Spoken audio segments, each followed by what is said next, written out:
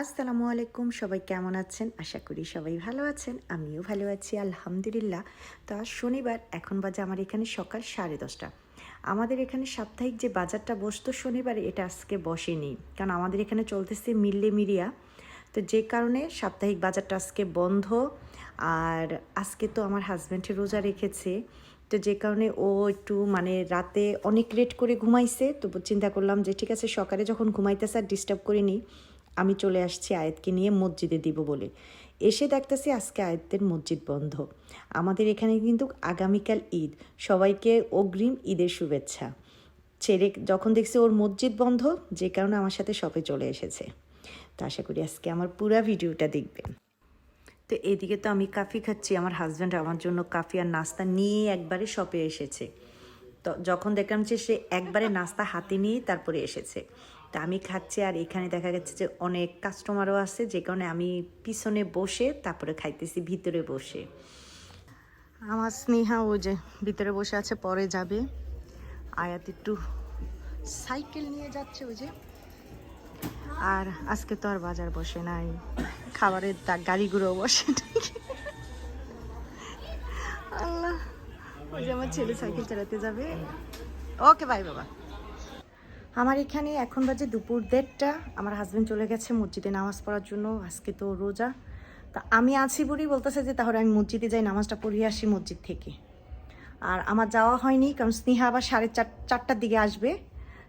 এক জায়গায় যাবো মা মেয়ে, তো বলতেছে যে আম্মু আমার তো আসতেই হবে আবার, তো তুমি থাকো, আমরা একসাথে কাজ সেরে তারপরে একবারে 5টা 5:30টার দিকে বাসায় চলে যাব।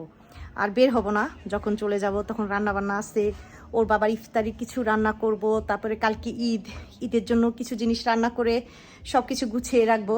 তো চিন্তা করলাম আজকে আর এখন না যাই, একবারে স্নেহাকে নিয়ে কাজ সেরে তারপর 5টা 5:30টার দিকে বাসায় চলে যাব। তো এখন আমি আছি একা শপে, আমার হাজব্যান্ড গেছে মসজিদে। আমার এখানে এখন বাজে দুপুর 3টা। আমি বলছি খাবো না, তারপর আমার হাজব্যান্ড গিয়ে আমার জন্য চিকেন ডোনাট নিয়ে আসছে। আমার হাজব্যান্ড রোজা, আর আমি গদ্দর গদ্দর করে চিকেন ডোনাট খাচ্ছি। বলো যে নিয়ে আসি, তুমি খাও বসা।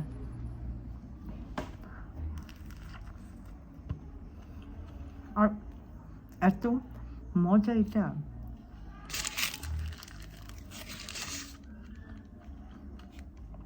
একটা পুরো খাওয়া যায় না, কিন্তু এই যে অর্ধেক রেখা দিছি, যদি আয়াত আসে তাহলে খাবে।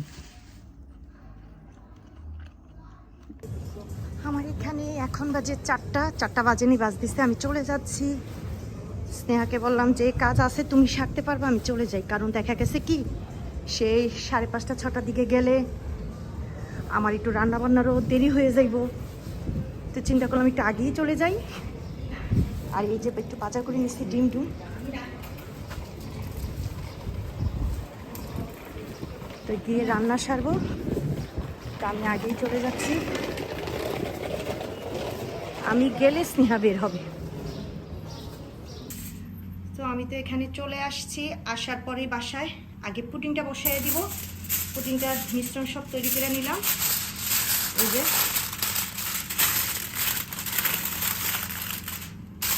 আমি এখানে ফিরনিও বসাই দিচ্ছি। তারপর আমার হাজবেন্ড যে রোজা রাখছে, ও ভাত খাবে, ওর জন্য ভাত বসাই দিলাম। আমি এখানে ফিরনিটা বসাই দিছি চিনি গুঁড়া পড়া চাল দিয়ে। এই যে ফিরনিটা হয়ে যাক। আর এখানে বাবার জন্য ভাত হইতেছে। আর এখানে আমি গরুর মাংস নিয়ে আসছি, হাতে মেখে রেখে দিলাম, এটা বসাই দেবে একটু পরে। আমরা যে এখানে কুরবানি দিয়েছি, আমাদের কুরবানির মাংসটা আসবে এবার একটু রেট করে, কারণ আমাদের আগামীকাল রবিবার বন্ধ, সব কিছুই ইটারিতেই পুরা বন্ধ।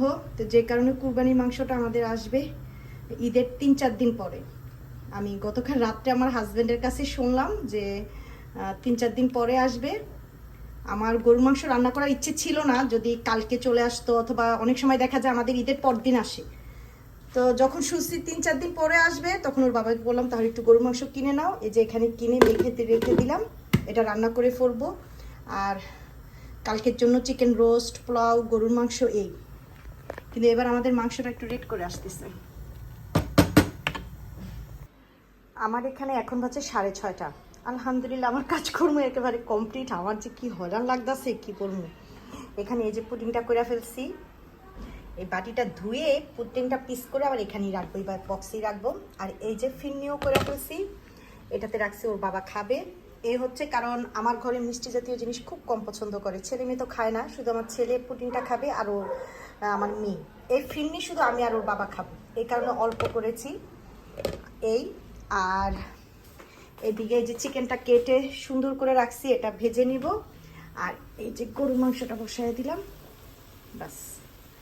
আর ওর বাবার জন্য ভাত রান্না করছি, পুঁই শাক রান্না করছি, একটু ডাইল ছিল, এটারে শুকায়া ডাইলের ভর্তা বানাইয়া ফেলছি।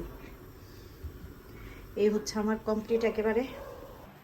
আমি এদিকে ওর বাবার জন্য ফল কেটে নিলাম, লেবুর শরবত বানিয়েছি। আর শরবত খেয়ে আগে ভাত খাবে, তারপরে ফল খাবে। আর আমি তো ফিরনি রাখছি তার জন্য, পুডিং ফিরনি যেটা খায় সে খাবে। আমিও ফ্রেশ হয়ে গেলাম একবারে। আমার এখানে এখন 7:30 পৌনে 8টা বাজে, ওর বাবা চলে আসবে। আর স্নেহা গেছে আজকে হাসিনা ভাবির বাসায় মিলির কাছে, ওইখানে আরও ফ্রেন্ড আসবে, মেহেন্দি দিবে একসাথে সব ফ্রেন্ডেরা। আচ্ছা ঠিক আছে, দিয়ে আসো, পরে আমি রাতে দিব। আমি একেবারে কাজকর্ম গুছিয়ে রাতে দিব। আমি প্রতি চাঁদ রাতে আমার হাজব্যান্ডকে নিয়ে আমরা সবাই ঘুরতে যাই, বাইরে খাই, কিন্তু আজকে আর হলো না, কারণ আমার হাজব্যান্ড রোজা রাখছে, আর রোজা রেখে এভাবেও সে আর পারবে না, রাতে আর বের হবে না। তো চিন্তা ভাবনা, স্নেহা আসলে আমি একেবারে সব কিছু ফ্রি হয়ে তারপর আমি হাতে মেহেন্দি দেবো।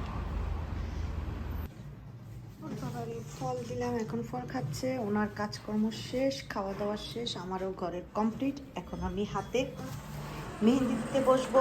কি হয়েছে? আমি হাতে মেহেন্দি দিব এখন। আয়াত যাও বাবার সাথে শুয়ে পড়।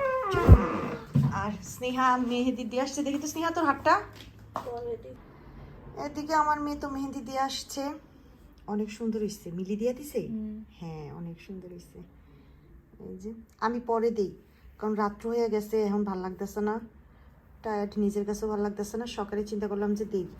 কেন সুন্দর হয়েছে মা, আমুরে তারে সকালেই দিয়ে দিস, ঠিক আছে। তো এদিকে তো এই যে আমি একটু জানার পাশে আসছি, খুব সুন্দর ঠান্ডা বাতাস আসতেছে। আর রাতে এখন আর মেহেন্দি দিলাম না, কারণ এখন না বসে ধৈর্য নেই যে হাতে মেহেন্দি দিব। আর আমি মানে একাধারে সে যে এসে কাজ করেছি, নিজের কাছেও ভালো লাগতেছে না, হাত দুইটা ব্যথা করতেছে। যে কারণে মেয়েকে বললাম যে আমি কালকে সকালে মেহেন্দি দিব। সকালে তো আর কোথায় যাব না, সকালে আমাকে মেহেন্দি দিয়ে দিও। আর কালকে তো ঈদ, বিকেলে আমাদের এক ভাবির বাসায় দাওয়াত আছে, সেখানে যাব। আর সব কাজটা সেরে বিকালে একটু বের হব। তো এই যে আজকে তো আমার চাঁদ রাতটা কীরকম যাচ্ছে সেটা আপনাদের সাথে শেয়ার করার। যদি আমার হাজব্যান্ড আজকে রোজা, ও অনেক টায়ার্ড, যে কারণে ওকে নিয়ে আমি রাতে আজকে আর বের হলাম না। এর প্রতি চাঁদ রাতে আমি বাইরে ঘুরতে যাই, আমার খুবই ভালো লাগে।